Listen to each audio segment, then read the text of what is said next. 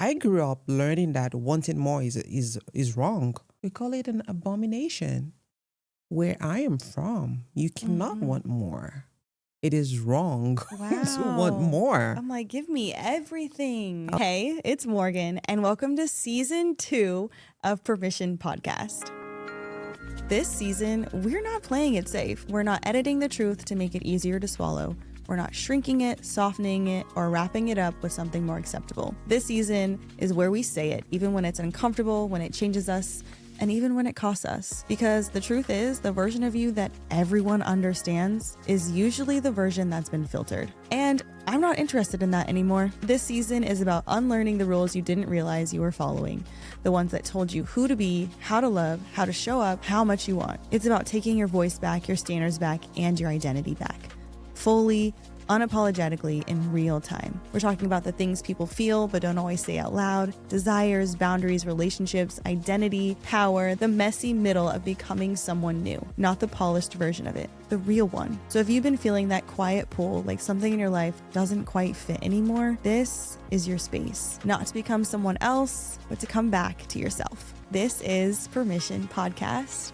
And I'm so glad that you're here. Welcome to today's episode of Permission Podcast. This conversation is with someone who, on paper, lives two completely different worlds. And I think that's exciting and why this one matters so much. Oyefunke is a Chief Information Security Officer. She works in cybersecurity, risk, and AI governance. She's the person you want in a room when things are complex.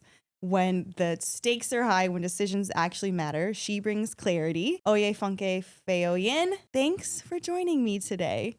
Thank you, Morgan, for inviting me. Of course.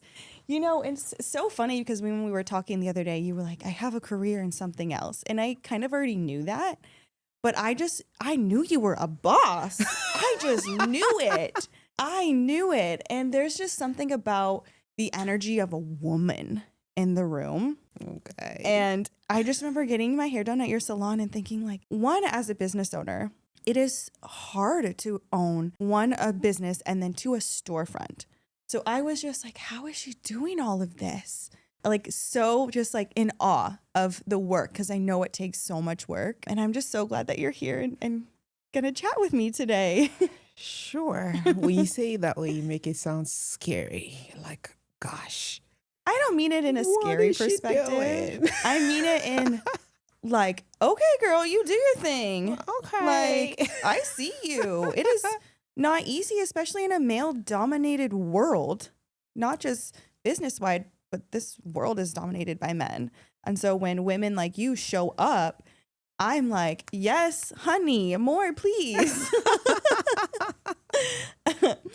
So today I kind of want to lean into like dual identity, desires, and really just giving yourself permission to do the thing without putting yourself in a box. So my question for you as we dive into this is, when did you realize that one path wasn't enough for you? Growing up, I've always wanted it all. And I had a stepmother. When I told her I wanted it all, she said it's not possible. And I'm from a part of the world where being a woman means being a wife, and that's all you are.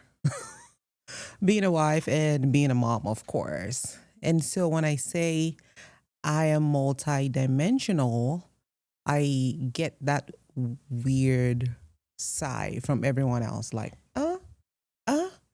how is that even possible? You shouldn't be doing that. But I'll say it's all about your passion and your energy, who you are. On one end of my career, I protect what matters, which is information assets, information systems. On the other end, I beautify what matters, which is women. So I am all for women, about bringing out your inner self and being multidimensional. And you did mention something about a box. People actually want you to fit in a box so they can understand you. Exactly. But I came from a world where I don't want to be understood. I want to be free. And being free means you can be it all, you can do it all, as long as you have the will to do it. So it's always the first requirement to victory is the will to conquer. So if the willingness is there to do it and you just don't listen to the naysayers, those that ask you why, or why you want to do it, why you want to do this, then it got to a point in my life where I realized that it's coming from their own limitations. So people ask you why you can do it, why you can be, just based on their own limitation. And the moment I outgrew that, I knew that the only thing that can stop me is me. Can you say that again? The only thing that can stop me is me. So the moment I realized that, I became unstoppable.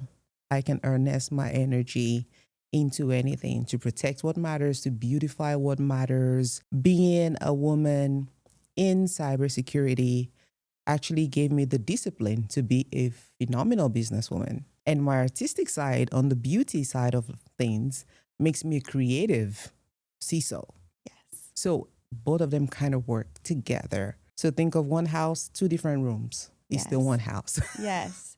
And the duality between the two and how you're able to go into both of the rooms is beautiful. Like I know we haven't been able to connect on like a deep level, but I swear every time I go to get my hair done, I'm like, what's Oye doing? I know she up to something. I just need to, what is this boss doing? Yeah. It's honestly like from one woman to another, it's so beautiful and refreshing to see. It's almost Thank like you. unexplainable. If you could just let our listeners know where you are from. I am originally from Nigeria. Nigeria is a country in West Africa. Geography lesson. Geography lessons, English speaking. So Yes. I moved here for grad school years ago, and I'm here now. And it's funny growing up. So I went to boarding school. We have boarding schools like as from age 4. And growing up in boarding school, you get to do each other's hair. And that was where it all started. And also in grad school, I worked at a hair salon while I was in grad school. And as I continued to work in corporate America and live my life, I realized that there is a huge disconnect between beautifying women and giving women confidence. Because at the end of the day, it's all about confidence, right? Yes. I give a woman confidence. I give companies confidence. I give investors confidence. It's what I sell. Yes. It's me. It's what I exude. So giving people confidence in different aspects, from an investor perspective, from a woman perspective, I think it's just easy doing the same. It's basically the same thing. Yes. Just in Yes. different directions, Yes. really. Yes. So yeah. Beautiful. And I will say the amount of confidence that you've given me, your staff has given me, that you trust in them. I mean, when I first walked in, I was like feeling so lost. And now what are we almost like? We're almost at a year. And I feel like every time I leave, it's like the next level has been unlocked in me. And not just the service, but it's the care that goes into it each time is just phenomenal. So think of intentionality, even from constructing the space, designing the space, came with a lot of intention. And being in a city like Austin that reels of creativity and technology and grit. Yes. So driving around, moving around, you're inspired. And so the intentionality from being in the corporate world and being a C-suite executive, I bring that intentionality into building a space for women like you and women like me. It all started with, I want a place where I can work while I'm doing my hair, because we spend a long time on the chair. You spend the whole day on the chair.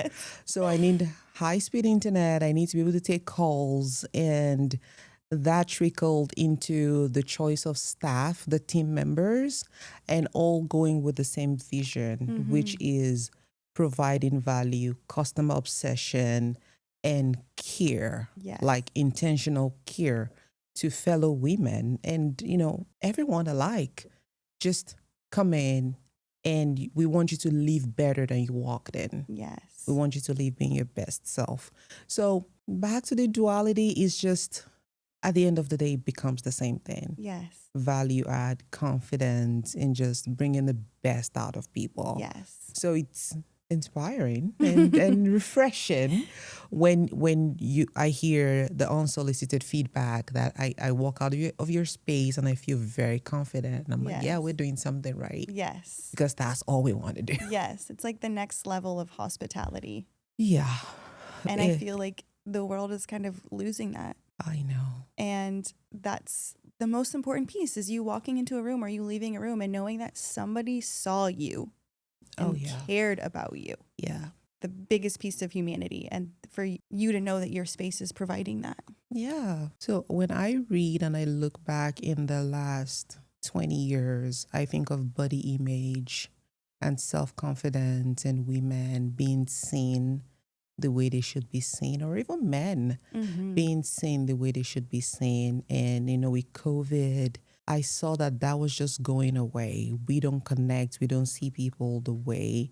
And a space that provides aesthetics and confidence and beautifying people in a way that matters, in a way that, they want to be seen. I think it's important to have such space, but it goes beyond the hair. It's about the connection we make. Yes. And that's why you and I are here today. Yes. The connection we made from the chairs, the conversations. And, I think it's way more than just doing hair. It's beauty from inside out. Yes. So it makes me happy every day. I wake up and I just want to do more and bring people together by the hairstyles or with the hairstyles that they love. Yes. With what they love. So it makes it easy to just... The first thing that people see is your style, your look. Yep. And it's the first thing that we see too when we wake up and we look in the mirror. And if you don't love it, the reality is that life is going to be kind of hard. I know. It kind of sucks to say, but like you have to love yourself first before you can love anything else out there. And it really does start with your hair, with your, how you appear. That's where your confidence the self-love. The self-love. I had a chat this morning with a coach, a fitness coach. And just like every other fitness coach, what is your why? Yeah. And I want your goals. And she was expecting me to say things like, I want to be able to do 50 push-ups. I want to do a triathlon. I want to run 10 miles. And I said, I just want to look beautiful. I just want to wake up, look into the mirror and say, whoa. I did that. That is me. I look great. And she was like, oh, not enough about the aesthetics. But I said, it starts with that. Yeah. It starts with how you feel, how you look. And then that can help you with the other goals you set out there. Because if I'm not happy, if I feel depressed, I look bumped, I'm not in the right frame of mind, I'm not going to go to the gym to lose 50 pounds. I will not, because I won't have the strength to do it. Yes. So everything kind of work together. It always starts with how you look. Yes. And when you walk into a room, that's the first thing people see before you even open your mouth. Yes. So why not? Yes. So I want to switch gears a little bit. Okay. When you started your career, did you notice where you shrank or simplified yourself? Oh, yes. At the risk of making this agenda thing, I think a lot of women shrink and simplify ourselves all the time. Some call it the imposter syndrome, different names for it. But yes, at the start of my career, I shrank myself for others to accommodate others. I make myself look and feel small just to make others feel good. And it took me a while learning the term insecurity because English is my third language. So there's some terms that is really difficult to find.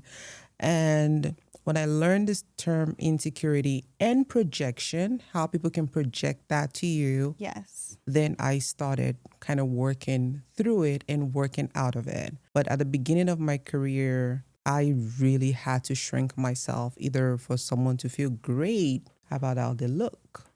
Or again, this is a woman in tech.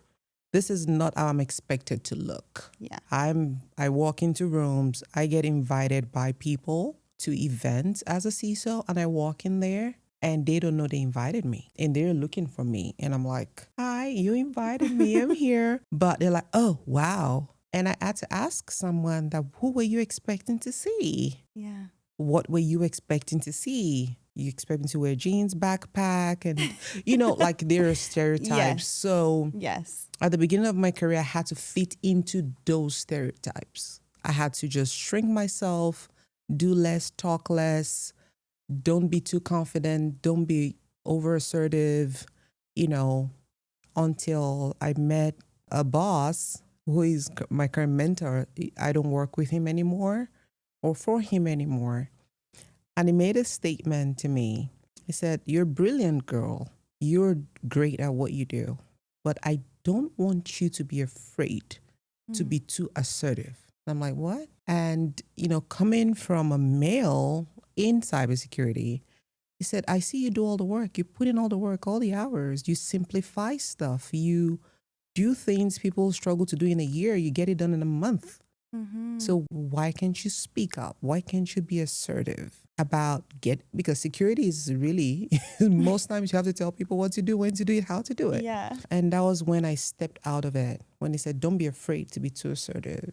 And that really, changed and helped me for the whole 360. Of course, with a lot of work, but yeah, I have had to shrink myself a lot. Yes. But you didn't stay there, which is what's important. Oh no, it's hard to stay there for a long time. If you're in the right circle, around the right people, people will definitely talk you into waking up and just stop shrinking yourself, But yes, I had to do it a few times. And what made you want more? Because I'm built for more.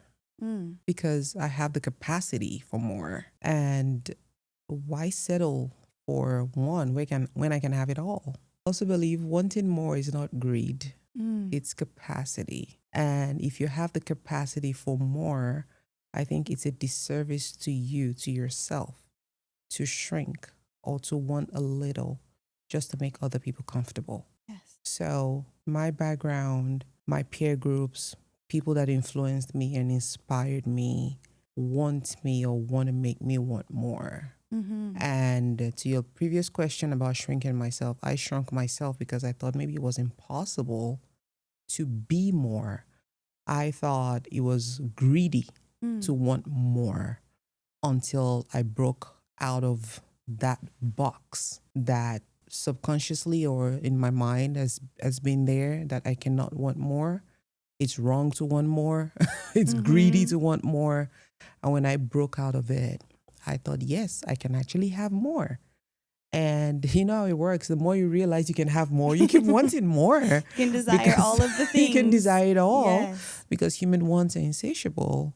But yeah, it's because I have the capacity and I don't think there's anything wrong in wanting more. Yeah, this is your one life and you can have it all. You can have all of it. Who says you can have it all?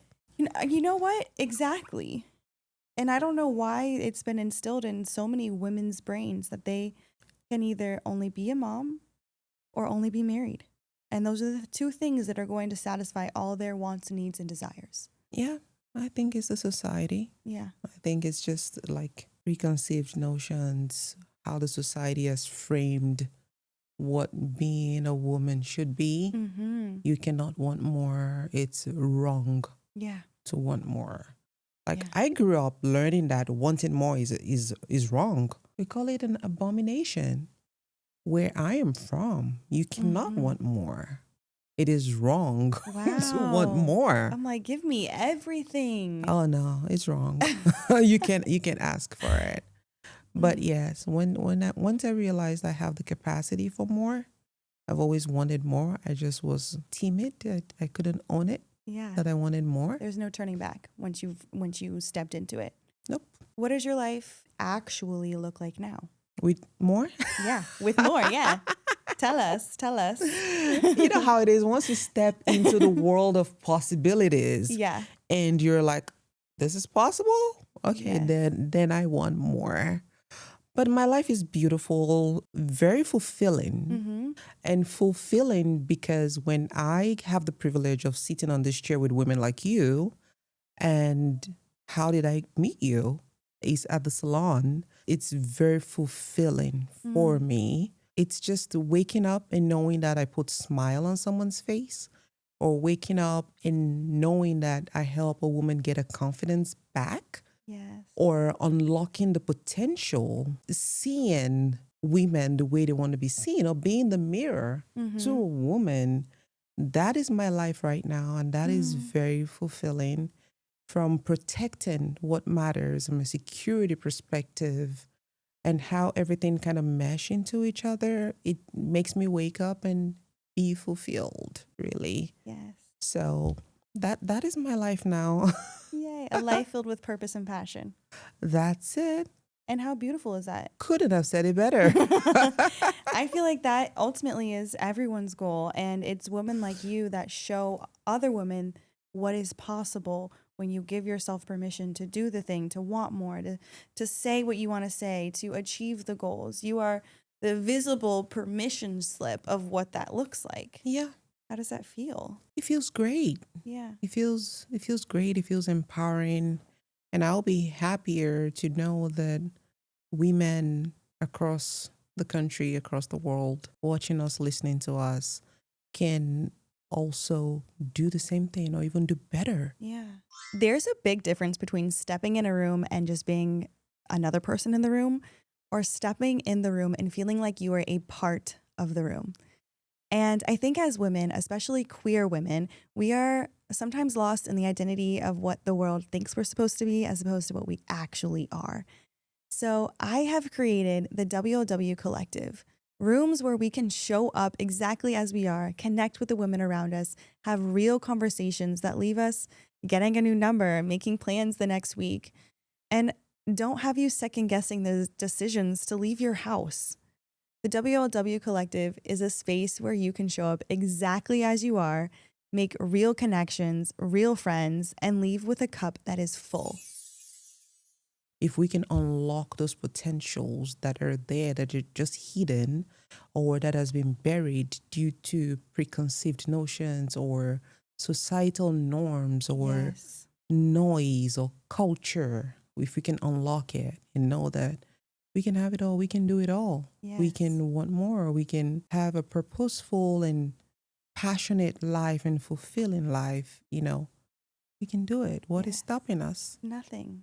It feels Nothing really good. What you said at the beginning, you said the only thing that was going to stop me was me. Yeah, the only thing that'll stop you is you. Yay. Really. So I have this next question. It's kind of a 2-in-1. Okay. I like 2-in-1. In your career path, one, were you making yourself easier to understand? And in that decision, did it cost you anything? Making myself easier to understand, it cost me a lot. It cost me my peace. Yeah. That's the most expensive of all. Like I mentioned, I wanted to fit into a box so I could be understood. So it was important for me to be understood. And that in my career, in my life as a friend, as a daughter, as a neighbor, as a community member, as a human on this planet. As a human on this planet, and as a woman, it has cost me my peace of mind. It has cost me the problem of identity, not knowing where I belong, not knowing who I am, and losing my peace. So that cost me everything until I wanted the freedom, until I decided to fight for my freedom, to buy my freedom, to look for my freedom. And that's why. And then I woke up one day, I said, you know what? I'm not here to be understood. I'm here to be free. And when I got my freedom back, I am not letting it go again. Yes. Ain't no one taking this from me. No one is taking this from me. And I read a book, and I was actually prescribing this book to a friend and a cousin recently, The Courage to be Disliked. Ooh. By Fumitake Koga. Say the name of the book and the author again. The Courage to be Disliked. Okay. That's the title of the book. Okay. And the author is Fumitake Koga. Okay. It was an eye-opener for me. It really changed my perspective on everything. And I was free to step into my full self and be myself and not care if I'm being understood, if I don't fit in, if I'm being disliked, I'm like, okay. And that was, I think I read the book. It was like a Christmas stroke New Year during the holidays. a few years ago was when I just thought, you know what, this looks interesting. And then I read it, and that was the turning point for me, where, with a lot of work, of course, we're all work in progress, but that really helped and inspired me to not care to be understood. Yeah. And just be myself and get my freedom and not lose my peace anymore. Yeah. Care about yourself more than the opinion of others. Yeah. I love that. And you can visibly see it in person. Like I said, you walk into a room and it's felt. Oh, It's felt. Ladies. Thank Get you someone like Oye, okay? Thank you. So are you. I got stuck with Morgan. I'm like, you know what? That's a good one. Oh my gosh. And so I have one really good question. Ooh. And then we'll lead into our little rapid fire, which is fun. What would you say to the woman who feels like she's too much or just too many things?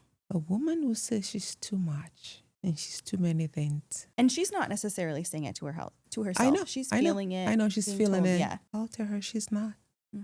And she's actually doing the right thing. She's at the right place. That's where it all starts. I know sometimes change and growth comes where you hit that spot. And the moment you get to a point where you start feeling and saying to yourself, oh my God, am I too much? I'm too much. That's when you've hit the growth spot.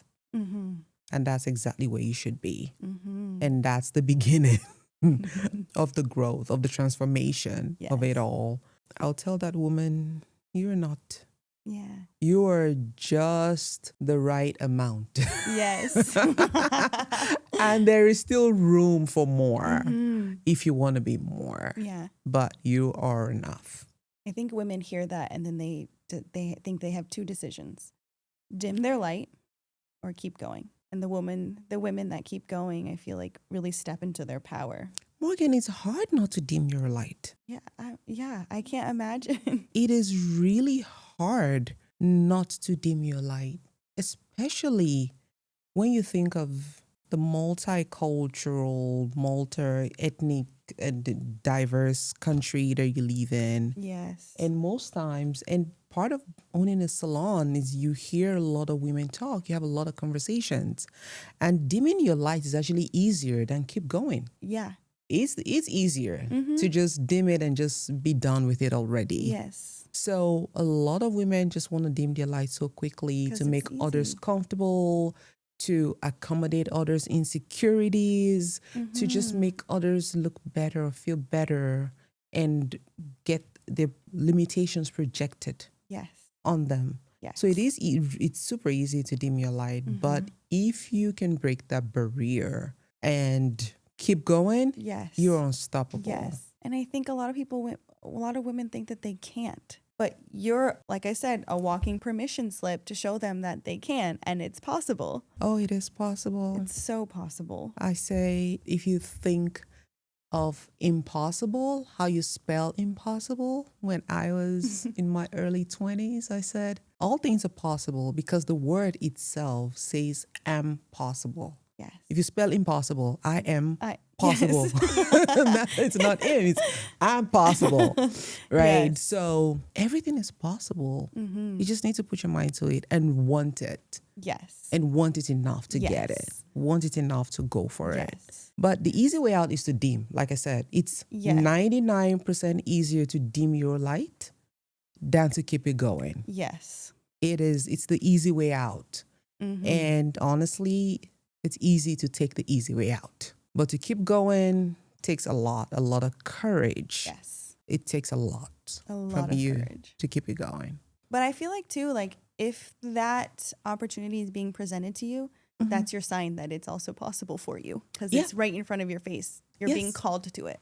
Yeah. Well, there's a difference between if the opportunity is being presented to you and you identifying it's actually an opportunity. Now, sometimes it's difficult to see it right in front of you and then you just don't even know that this is calling me to do it, right? We're so in the picture that we can't see the frame. Yes. So sometimes you need to step out of it to see it. But hey, it all starts with you. How much do you want it? How badly do you want it? Yes. The moment you want it, like it's the first requirement to victory. Yes. It's that will. If you want it, you have the will, everything else follows. Then you start figuring out the how how to get there, what to do, but you know the current state, you know what the desired state looks like, or you know where you want to be, really. The work that needs to be done is, how do I get there? Who should I associate myself with? Yes. Who should I be around? What Yes. mentors do I need? Do I Yes. need coaches? Do I need the Yes. right community, the right network? Yes. Then you start figuring everything Yeah. else out as you go. But you must first want it, that What rooms am willingness. I walking into? How do I need to show up in these How rooms? do I show up in these rooms? Yes. Who can I identify to coach me? Yes. Who can I talk to? Who can I reach out to? Say, hey, hi, I'm this person. Yes. I need your help. I want to be this person. Speaking my love language. Yeah. I've had a woman stop me after a service at the salon, and she came back 2 days later, said, I just came to see you. I'm like, what? Said, I just need you to coach me. Wow. Yeah. She said, I want to be all of these things. I just don't know where to start. I don't know how to do it. And I took her straight right into my lounge. Say, hey, grab a seat. Get a drink. Let's calm those nerves. Yeah. And start a conversation. And we're still connected till today. Oh my gosh. Just showing her, like you said, being the permission slip to say, if I can do it, you can do it. Yes. You can do better. Yes. Right? So, yeah, there are people that identify opportunities and they want to go for it. They identify the right people and they want to associate themselves with those people. And it all starts from there. Yes. Literally, you've just laid it out. And so if simply. a little bit about my background. My grandmother was a trader, like a local trader. She never used a cell phone, of course, till she died. Never saw a computer. It was, border to border trading that she Wow. did. My mom, also a traditional woman, has her, we call it school certificate back home. So no one in my family actually did technology. No one did it. Not, my whole family on my father's side, on my mother's side, both of them, nothing. And when I started and I said, okay, I want to do this, they're like, what? So it was difficult because I didn't even have the guidance from my family. I didn't have anyone to say, hey, this is who I want to look up to. This is who's going to guide me through this journey. You were figuring it out on your own. I was just figuring it out on my own. So there's a lot of women out there, a lot of people out there that don't even have the anchor. They don't have the foundation. And they have to build those bricks by themselves from the beginning. And it is tough, but it's doable because I see a lot of people do it. Yes. Right? Even without the guidance. Yes.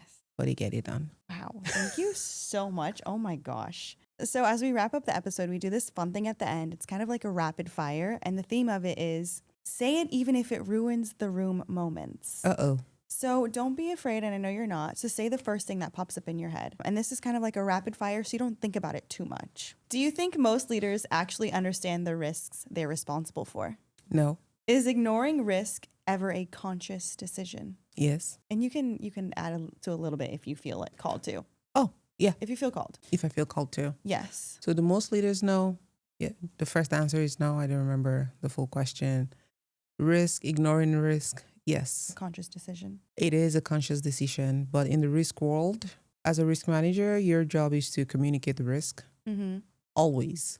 And you don't have to be a risk manager in every walks of life. Your kitchen attendant tells you, hey, we're out of coffee. And you're like, okay, I don't care. So it's a conscious decision to accept the risk or not. So accepting risk or just ignoring it is always a conscious decision because as a leader, the risk is communicated to you. You either take action or not take action. And not take action simply means I'm accepting the risk. So, yeah. Are companies prioritizing growth over security knowingly? Yes. Companies are prioritizing growth over security all the time. Yeah. You see a lot of companies in hyper growth phases. It's always about the bottom line and security is an afterthought. And particularly working as a CISO, our job is like super burning you out because when you think of the company and the functions, you have marketing or finance or some function within the company that has a lot of discretionary spend. But in security, you have to get a business case upon business case just to have an MDM or an endpoint protection or, so companies care more about the growth of the company than security. It's always an afterthought, really. And at some point was it 2019, 2020? No, 2020, 2021, when we had the SolarWinds breach and the chief information security officer went through this whole war with SEC that just got settled last September. That was what put the CISOs on the map, because it was a whole war between, I don't want to get into all the security details, between Tim and the SEC and the government. And he had a heart attack at the airport, at the Austin airport, on his way back from Australia. He had a heart attack because it was such a difficult time for him and his family. And CISOs are getting indicted right now. Wow. You heard what happened to the CISO of Uber.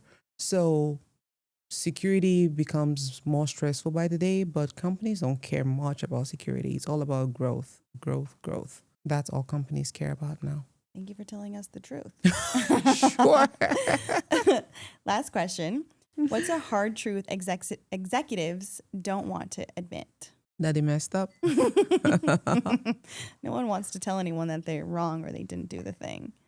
No, they don't want to accept that they goofed. Yeah. Like they made the wrong decision. No one wants to take it. No one wants to take that responsibility. Yeah. I think that's in all aspects of life. I think it's a lot harder to be like, yeah, it was me. Especially execs, when you know you're responsible for everything, the growth of a company, the downfall of a company, and just one decision, especially when you have all the data points to make the right decision. You have all the information to make the right decision, but you choose to make the wrong one. Nobody wants to accept that I did make the wrong decision.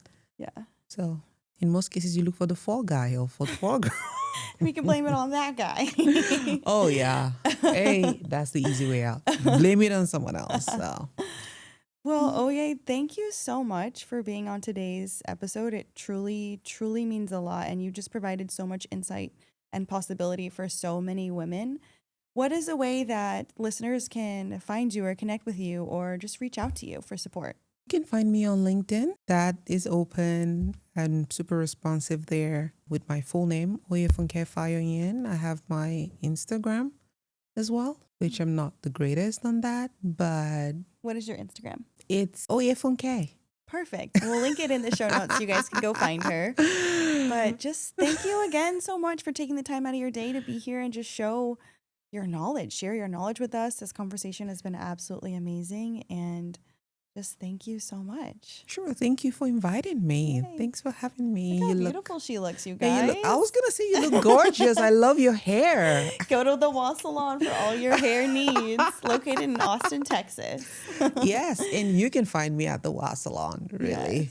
Yes. If you want to see me come there on a Saturday, you find me there. Yay. Well, thank you guys so much for tuning in. If today's episode resonated with you, please make sure to like and subscribe, and you can DM us if you'd like. See you next time.